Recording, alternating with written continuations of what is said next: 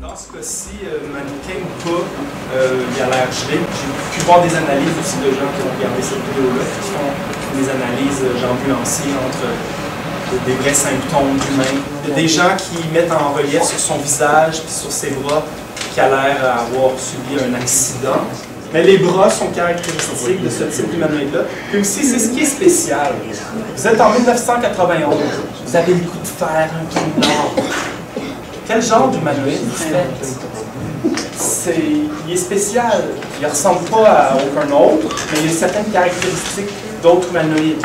Même à ça, à cette époque-là, ce qui était habituel de voir comme image, les gens avaient, c'était des gros yeux noirs. C'est pas vraiment de blanc dans les yeux. Il n'y a pas l'air de... Bonne remarque. Très bonne remarque. Les épaules sont toujours aussi bizarres, mais surtout ce qui saute aux yeux, c'est l'immensité de la boîte crânienne. On la voit de ce point de vue-là, on voit de dessous. Hein. On ne le voit pas de dos, sa boîte crânienne, on la voit de dessous.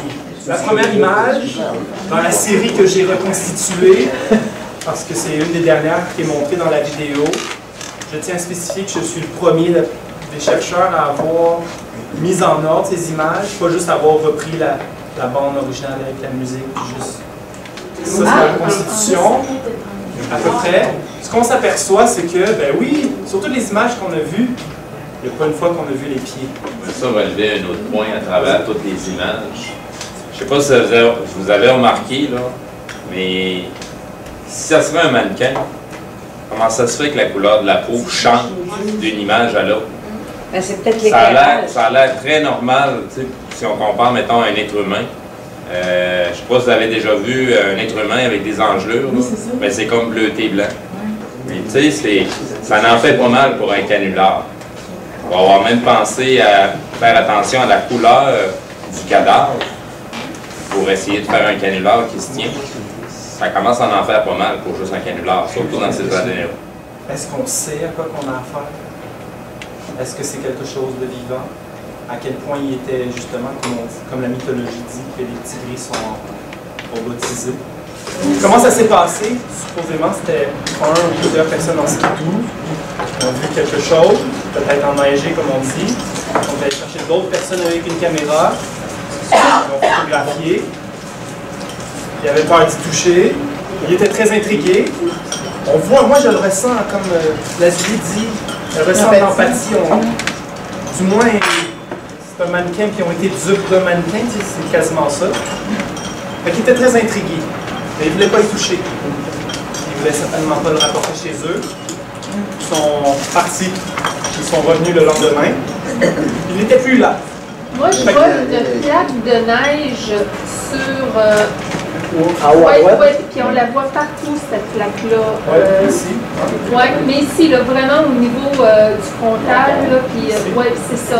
Est-ce que ça, quand même... C'est peut-être parce que c'est gelé. C'est gelé, c'est ça. Mais... Oui, mais justement, pourquoi qu'il y en aurait deux avec la même phrase. J'ai commencé en faisant de l'ufologie comme tout le monde, en réfléchissant à la vie dans l'espace qui existe assurément, la vie ailleurs.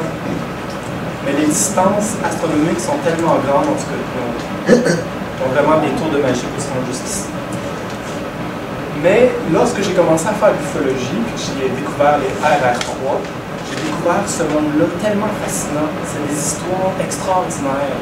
On dirait que la réalité devient un rêve, mais à l'état éveillé. Il se passe des choses pas possibles dans les histoires que les gens nous racontent. C'est souvent absurde, c'est souvent stéréotypé, le même genre d'histoire. C'est jamais un cadavre.